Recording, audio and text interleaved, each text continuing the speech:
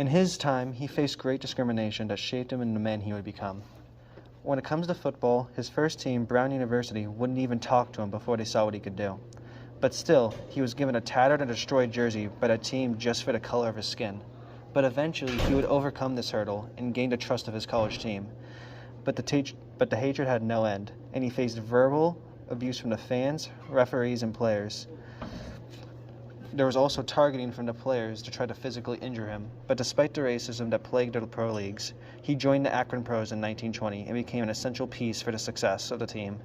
Rarely being put out, playing quarterback and running back, gaining respect from others in the league like Jim Thorpe for his skills. At the end of the season, they went 8-3, but ended up winning the first pro football title. But he did not slow down and ended up becoming the first African-American coach in the NFL for the Akron Pros. Despite constant harassment from the fans, players alike, he became an incredible player and coach. But sadly, that all came to an end in 1926 when the league banned African-American players from the league. An incredibly dedicated player, especially because he actually continued to play on despite the hate of the league. I think we could all learn a thing or two from his attitude. Fritz Pollard dealt with racism and death threats, especially starting when he played for Brown. He learned to keep going through adversity because his dad raised him that way, and he really had no other choice. Like if you fall, you get up and dust yourself off and keep going. My father had never taught me that I was too big to be humiliated by prejudiced whites.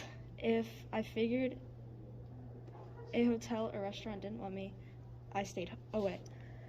I didn't go sniffing around and hoping they'd accept me.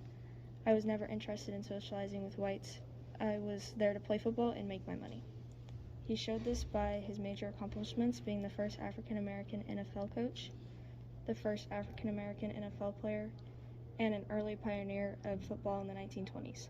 He founded the first black tabloid in 1935, the New York's Independent, and was a big businessman. He founded the first black investment firm that would go on to be an agent who represented black entertainers. Lastly, Pollard was inducted in the Pro Football Hall of Fame in 2005.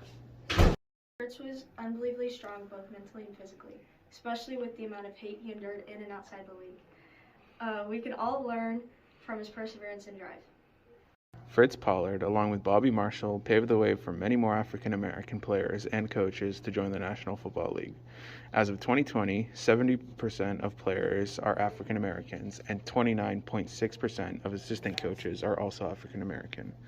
When the league banned black players from joining in 1933, Fritz made his own team composed of black players called the Brown Bombers. He wanted to apply pressure to NFL owners for an answer as to why black players were not on their roster. His team would beat other NFL teams so bad that they eventually gave in. Now, look at how many black players get a shot at playing in the league because of how committed Fritz was. When you look at some of the NFL's best players today, many of them are also African American, like Patrick Mahomes, Russell Wilson, Kyler Murray, Jalen Ramsey, Aaron Donald, and many other more players. So you can see Fritz being the first African American player to play in the league inspired many more other people to join. Something we should learn from Fritz Pollard's story is what he endured during his time on the field. Pollard went through his team not treating him as their own teammate, basically shunned by them. He indeed could throw a football as good as anyone, and was one of the greatest running backs at the time. He was one of the early pioneers of the sport, and that just wasn't quite enough to be a true member. We can still find inspiration in Pollard's story because some of us have had to go through these types of encounters and problems. Knowing Pollard was a good man at heart, devoting his life to helping minorities, can bring inspiration to ones that have to experience problematic encounters in their lives. His story is one we can all still connect to, no matter how close your life is compared to how his was. We've all had problematic moments in our lives, and we've all found ways to keep our heads up and move forward. Pollard was an extraordinary man, on and off the field. He endured physical and verbal pain, but even that wasn't enough to break him for his love for football. His inspirational story is still with us after so many years.